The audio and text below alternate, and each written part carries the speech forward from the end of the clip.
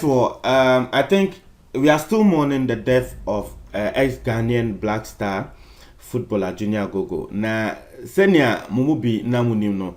Evangelist Adai ababonten e de wono so na twist abeka ho. We me pese ye have a live reaction on Evangelist Adai ne de no. Very funny. I thought it was very funny, but it's for you. Let's just have a live reaction on this. Yenti and some Evangelist Adai wodi tuja na yenhwe say conspiracy theories. As you never to subscribe na click the notification bell to for yenti aso yenko. Mo rishi mu se na mo dokese dane de nyina o dane di kire me no nti una ebusuafo ni nyina mo ho eye na yehwe ne mem kakra na o mu di news na babontin se dibia asem ba na wose na wo mu di news na babontin na wo mu di news wo mu na di news na ababontin ho mu ne omo no Else me notice the videos bebre obi wu ana accident bi si awose omo de news aba wo mo de ho amo e na wo ka e bia na supposed Illuminati for no ka ba o de enti aso abranti bi atwamu na obo ball e ma Ghana Blasters a friend Junior Agogo o ma kokon what you say ho amo na ekoku no sa wo mo no na menti ase langa wo tre wo mo a wo mo ku na nanka but this shows they be American say Evangelist died there. So will be what? It's not the person's death. A year then cry will be Nekunu. Junior Gogo has been Junior Gogo has been suffering from a year stroke since 2015. What you say? But Evangelist died there. So will be what? One gene to say Yare Nekunu, one gene to say natural death. One not there will be a Nekumobi. Will be a just will be ne just we ask the NS will be womb.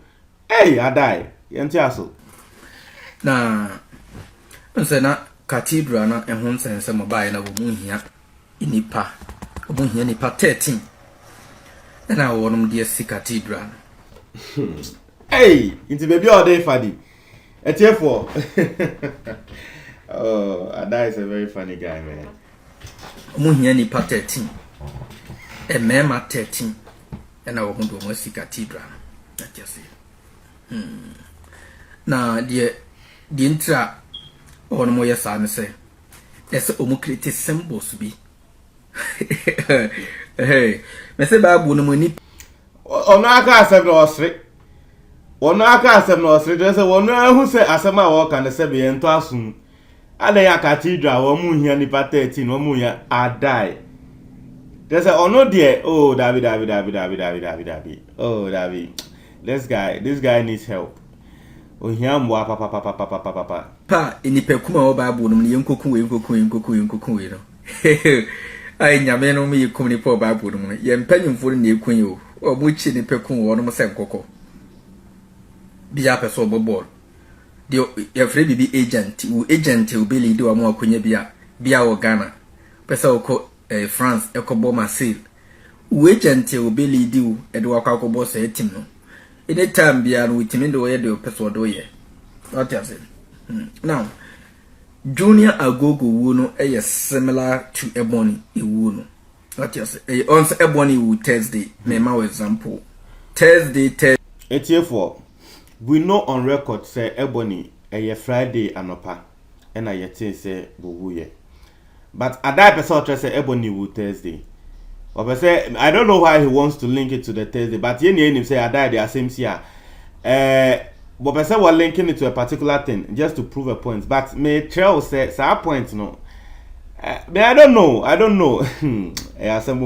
Thursday. Kwamu Swanson Thursday. Susie Williams Thursday. We say for Thursday. Ebony Thursday. Me person me ma some few examples. What you say? Check it terrible in chaka no nyina Thursdays Ebony omukoni Thursday no mo cheda be publish in Friday anopa but omukoni Thursday what has more kan was he Ebony yekuni Thursday never publish in Friday anopa asembe nkireni adai asembe nkireni oh Sadian chen you don't count it what you say penyimfo asembe no kan ade nchen you don't count it saying the day no it ends at 12 midnight. So 12 midnight, now 12:01. Just say a new day has begun. In the other worker say at the end you don't count it. Me, I don't understand what he's saying. This need there a qua ahomache na another day ashas here. Nento person say emboss 6 won't to me count as a day no as a Friday and na die so a day any. Also at the san na semasa. Nti I just a wiane p and son at the ache. Omokum safu ni na Thursday. We say nso omokum Thursday.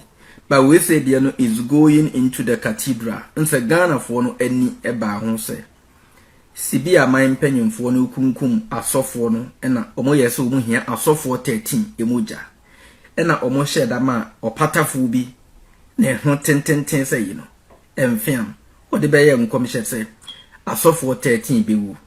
But na enokure mu no mediko du ya me kire wo say omo hia asofo ma akoma 13 na ye 1+3 ebe ye 4 ebe ye 9 na omo do omo ye foundation. Now na no ya omo hia enipa no ese enipetitiri bi a omo ye 33 degree Freemasons e wo Ghana.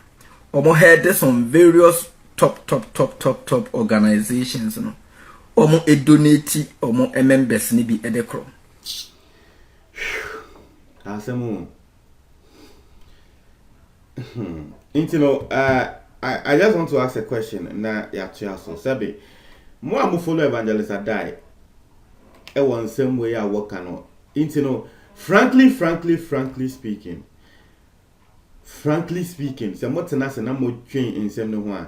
Asema Adai work ano sabi. E asema mu believe say it could be true. And I mu hu say asema wo bo na adwumu keke. Na waka. I just want to know more mo believe Evangelist Adai, more mo jinidi. More mo believe no. Say the all can say no. But say me bisa. Say waka Illuminati for and a 33 degree Mason and no more kokunwe and a occultist and I just say accident we see was you so accident na nipa na ewu wom na allo as just say so can't answer ni na so mo tena se na se be mo because obi a wa adwen. Se mo tena se na mo wo mo ho adwen a ana mo dwen a se be the Evangelist Adai waka no etomo asomo ana. I just want to know. Mo de mo ntia mo adwen keke or comment box ni mo. I just want to know because I don't know. Still up to now, I just don't understand why Obi Beti Evangelist Adai and Nibakono A believe in Sema Evangelist Adai Walker. Purely, he's a conspiracy theorist. In Sema Walker, no idea Okosruba for my enimu. But it seems some people still believe him. I just don't know why. Sibia omoka kire mo sa abayifo bi eko meeting. Na abayifo bi aka so media me de me ba bebe ntimo me nko ne nwe no. Bayifo bi anko meeting obi chemu. Bayifo bi anko meeting ewo goso ana esufufu ana se bichin ana esunyan. Bayifo bi anko meeting o na emom no. Aman panyimfo no concept ya omoma enkrofo didi agro on the media no. Omo na practicing in reality. Ibia obi na lenke best scout e de best scout ura occult ni. Oya ope so wode ne yade ya no wakase o ebere bia so Ghana ne nkonko yade. Obetia na ne mamme aso wo ko Ghana ne bia akonya accident. But ne mpanyimfo ne de na hyede mo twa ne mene. Se de o mu twa wodwan bi mene no. Not just. Now, the same concept. Ese no aye ese o mu hu se asofo no de no. Eho adaho. Asofo no de ne ho adaho. Because Ghana say asofo no stati wu a Ghana for no beka say no, it's not normal. Cathedral in no mo yesawo. Ese kwa de so ma san de chambers kura ka ho. What you say? Cathedral in no. Asam ne de me de ne tenten ne titia no me menti ase. Em say metie Evangelist Adai on this particular matter. Yebeka say for I think meeting for 4 or 5 minutes. I still don't understand what he's trying to say. Junior Agogo asem ene yeka. Afi what they are fast of for ewu and a cathedral. I just don't know the link between Junior Agogo and Asebe cathedral no. Me na me fi say bia wo beka say okay Junior Agogo wo cathedral no and wo de nisika she cathedral nim and a we si. But Abrante newu After Walker Cathedral, there are 2 unlinked items, so I don't see the link here. And also the explanation of woman in some for Frobin a walker. In China, sometimes everyone say, well, more mutin in the Sabi. Mutena Siana. Walker and Sembisia, Mutena Siana. Like, I just don't understand. I just don't understand. Now, I have some more. It's here for. Oh, the yenti a crani and share. Me the semantias here. I'll just stop doing this video. But the yenti a crani and share say, you better not see. Yes, sir. Now, I saw for one case in a backfire. You see, my and say, Umun here in a petty 23 or more lady or angels. Baby donate nipa. Said he will be donated sika. Na omo ekumu de no aye foundation. Omo here 13. Baby replicate the pyramid na. Omo dia $2 so. Remember, pyramid they are building in Egypt no. 13 steps bi any ho. It's a more that a pyramid no kwa na ye bepo na enkrofo no etwetwa bepo. In the ancient of days ne bepo na ye twetwa. Na ye de bepo na moba wo mu na ye twetwa. Na ye de aso ene ayi pekas ahyepu emu no ama na ye sedan. What you say? Na brofo no so atu fom. Akwa ye caves eno so ebotan bia ekofom. Na omotu ase akwa akobie de omo dan ho. Nti up and down. Abrofo ene bibifo. Pyramid ye 13 steps dia na ho. De mo dia ba mo dia ye 13 steps ni ade no.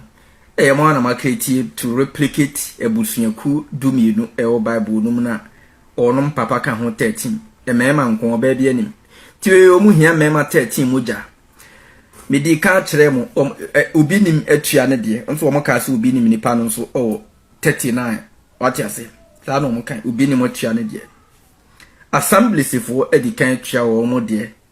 Assemblies of God so for bi o mo ka se akwa won seka. Assemblies of God for tua wo mo de. Say Assemblies of God Asema Walker I think last year 30th December esi wotema. Na I don't know why he's linking it to with some better say will be Assemblies of God ni no say ne wafase eko asori ho eko won sekan eku no aha nti eno ho na Walker na obi nim de na Walker no some better say obi nim babi obi ana woto ndwome wo bi ni masori ono nso konya aka akonhia bi no wu ye nti opese o che se sa nkrofo we ni ano eye ritual a wo mudisi eye cathedral no nti obi nim de ne dia ba Assemblies of God so the Charlie Evangelist adai assembly ni adai nti adai de wo pese yetena Ghana wo mbese wo bi bewu che se Ghana na yetena de enka wiase hu ana wiase owu enka hu no America not no mbofo kra to me sorry eko shoot ngrofo and na one year video wo and say shooting na obi asori eko shoot ngrofo no say na esi say na eti and e bia America not no enye ho na Freemason and Illuminati no we sha free here and na we go to akoti na America ho e kra Freemason and Illuminati sha free here no e ho mo na wo tena a wo ba wo bra udi o musika yes Freemason for pyramid no was no eno de won fa hu udi o musika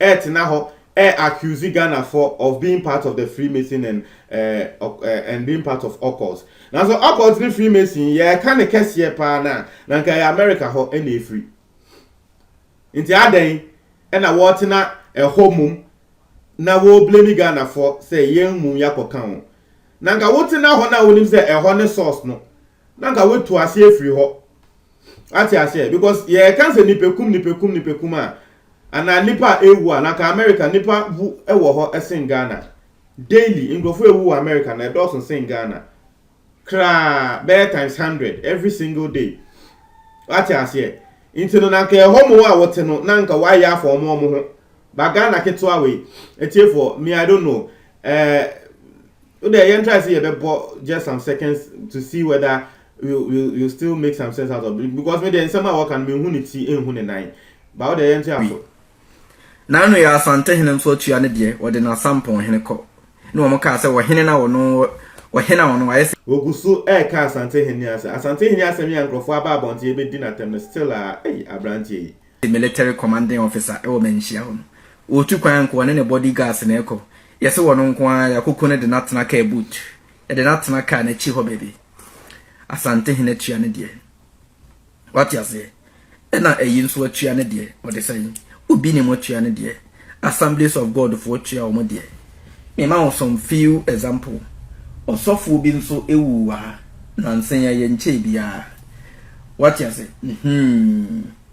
eba almost me the we say ba be chiro sa sofo ya Assemblies of God for sofo ya ono so na over 40 years me the ade bi chiro e pesa wo hwede yako Assemblies of God for sofo bia wuye 1 week observation Apostle Nathaniel Asante aka Brother Nat died on Saturday 6 July 2019 what you say ono so Assemblies of what you say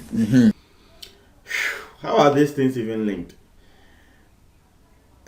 Yeah, some it's here for. Now, Junior Agogo knew no. Junior Agogo wasn't even staying in Ghana. Junior Agogo landed north. Me the last time a Junior Agogo crowd was back Ghana.